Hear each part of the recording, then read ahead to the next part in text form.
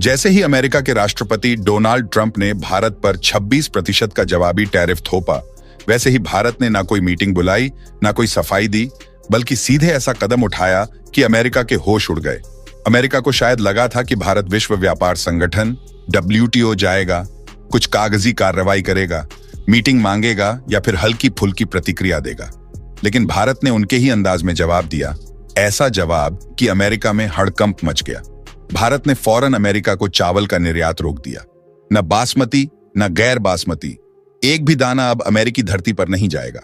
जो जहाज समुद्र में अमेरिका के बंदरगाहों की ओर बढ़ रहे थे, उन्हें तुरंत आदेश मिला, रास्ता बदलो, अब ये चावल इंडोनेशिया, जापान और अफ्रीका की ओर रवाना होंगे। बस यहीं से अमेरिका की नींव डगमगाने लगी। ये कोई छोटी मोटी बात नहीं थी। भारत ने वो कदम उठाया जिसकी किसी को उम्मीद नहीं थी। अमेरिका को लगता था कि भारत उनके सामने झुकेगा, लेकिन भारत ने उल्टा अमेरिका को उसकी औकात दिखा दी।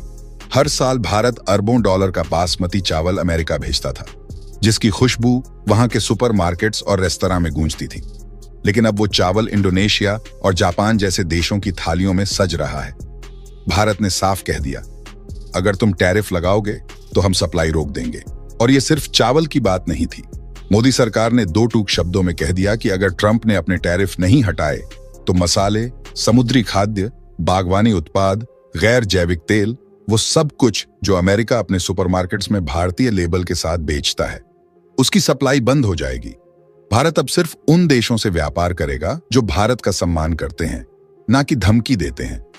जब पहला चावल का कंटेनर इंडोनेशिया के लिए रवाना हुआ तो पूरी दुनिया को एक बात साफ हो गई, भारत अब विकल्पों के साथ खेल रहा है। अमेरिका को अपनी जरूरतों के लिए भारत के सामने फिर से झुकना पड़ेगा। यही वजह है कि अफ्रीका के कई देशों और जापान ने भारत से अतिरिक्त चावल और खाद्य उत्पादों की डील साइन करनी शुरू कर दी।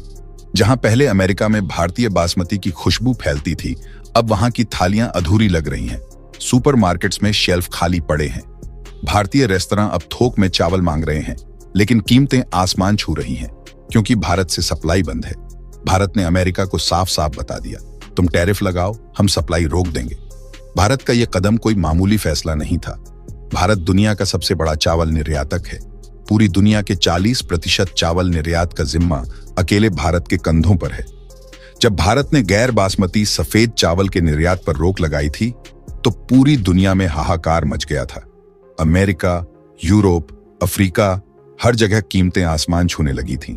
ट्रंप ने शायद सोचा था कि टैरिफ का दबाव डालकर वो भारत को झुका देंगे, लेकिन भारत ने उल्टा उन्हें दुनिया के सामने झुका दिया। अब अमेरिका की हालत ऐसी है कि उनके सुपरमार्केट्स में बासमती चावल की शेल्फ खाली पड़ी है। रेस्तरां में इंडियन स्टाइल राइस लिखा जा रहा है, लेकिन वो स्वाद, वो सुगंध गायब है, क्योंकि असली बासमती सिर्फ भारत दे सकता है। अब अमेरिकी एजेंसियां चुपके भारत से फिर से बातचीत की कोशिश कर रही हैं।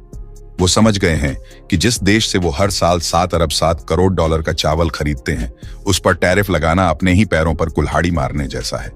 दूसरी ओर भारत का अमेरिका से आयात सिर्फ 41.8 अरब डॉलर का है, जबकि अमेरिका भारत से 87.6 अरब डॉलर का सामान खरीदता है।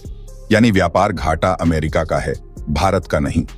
फिर भी टैरिफ की धमकी देकर अमेरिका ने अपनी ही मुसीबत मोल ले ली।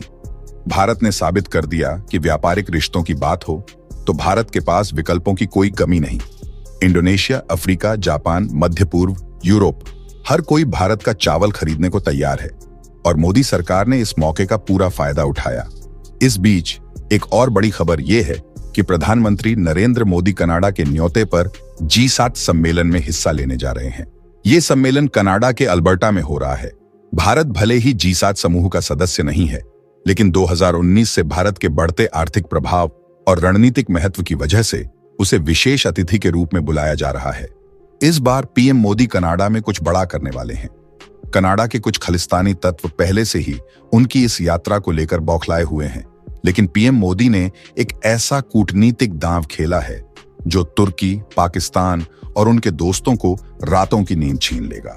मीडिया खबरों के मुताबिक कनाडा जाते वक्त पीएम मोदी का विमान तेल भरने के लिए साइप्रस में रुकेगा। ये कोई आम पड़ाव नहीं है।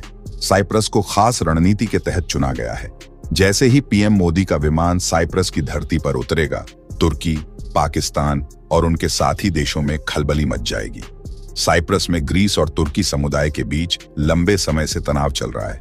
1974 में तुर्की ने साइप्रस के उत्तरी हिस्से पर हमला करके अवैध कब्जा कर लिया था, लेकिन अब भारत खुलकर साइप्रस के साथ खड़ा है। पीएम मोदी ने साफ कहा है कि भारत साइप्रस की स्वतंत्रता, संप्रभुता और क्षेत्रीय अखंडता का समर्थन करता है। यह तुर्की के लिए किसी बड़े झटके से कम नहीं।